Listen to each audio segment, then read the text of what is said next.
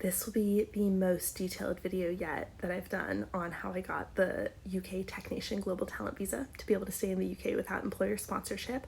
And in this video, I'll be going through the list of the 10 evidence documents that I included in my application. The evidence documents make up around 60 to 70% of the application, so they're really important. And you can have up to 10.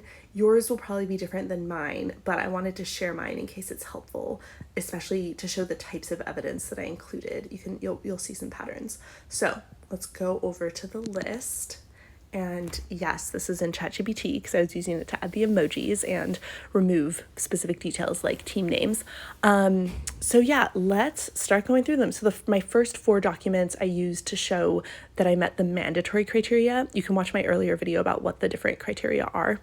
But these documents that I chose were, number 1 was proof of my salary and raises, so I had a written description, and then I had screenshots of my initial offer letter, all of my raises and my current salary. Then document 2, I had my proof of strong performance, so I had a written description explaining what the performance review scale was, and then screenshots of every rating I had gotten in the past 5 years.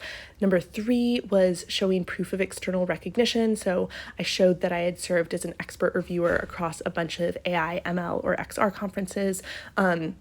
So written description, screenshots of emails that either invited me to be a reviewer or thanked me for doing it, and then screenshots and links to the conference websites. Some of them listed my name as a reviewer, not all of them did though, but I still included the screenshots and links of the websites just to give context on what these conferences were and show that they were reputable. Then last one for this section, I did a case study on my leadership in founding and leading a new data science team in London. So written description. Then I had screenshot and links from news articles that had talked about the team's work. And importantly, these news articles did not mention my name specifically. It was just about this broader team that the data science team was a part of. But that's why the performance review screenshots were important, because the screenshots from my performance reviews specifically mentioned that I was the data science lead and manager for this team and founder. So it sort of showed that the news articles showed that what I did was significant, and then the performance review screenshots showed that I was actually the one who was doing this. Okay, next section for the evidence for optional criteria number 1, which is the innovation criteria. I had 3 documents for this. So document 5, if you're counting from the beginning, was a case study. You'll see a lot of case studies throughout this whole list. So this was a case study on an AI ethics initiative that I led for this one very innovative team, since this is the innovation criteria. So I wrote up what I did. Again, I had screenshots and links to news articles, and I had performance review screenshots. So yeah, this is the formula I'm going to be using again and again. And for the news articles, again, they did not mention me by name, but they just were about the broader initiative.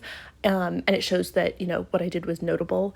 And then the performance reviews show that I'm actually the one who was doing this, or one of the people who was contributing to it, or in this case, leading it. And it's important to include both the screenshots and the links of the news articles, in my opinion. The screenshots, I only had a screenshot of maybe the news article headline and maybe the first paragraph if it fit, but sometimes just the headline was enough. You're not going to have space to include screenshots of the entire article because each evidence each evidence document can only be 3 pages long. But yeah, there is a rule that you can't just have links to external sources. So that's why including the screenshot is important.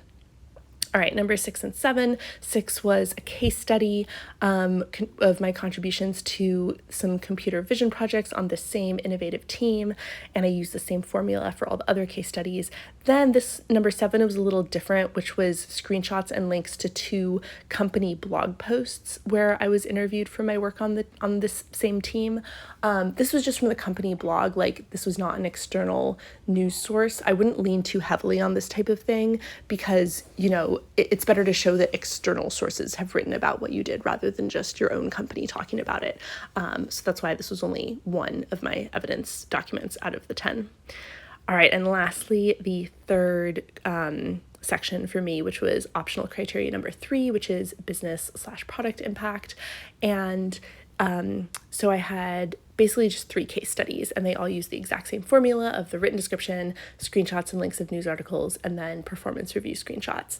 And they were just case studies on slightly different things. So document 8 was case study on product launches that I contributed to for this team.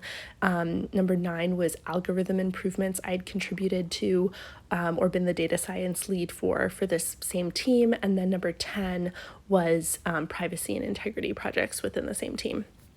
So yeah, there you have it. I will include, I'll copy and paste all this into my post as well, although the formatting might look worse.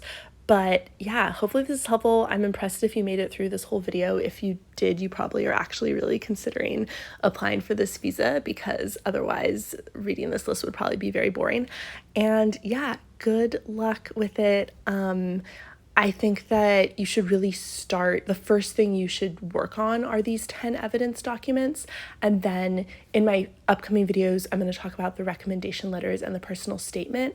But the evidence documents are really the backbone of the whole application. And ideally, your recommendation letters and personal statement should sort of follow the same themes and topics that your evidence documents lay out.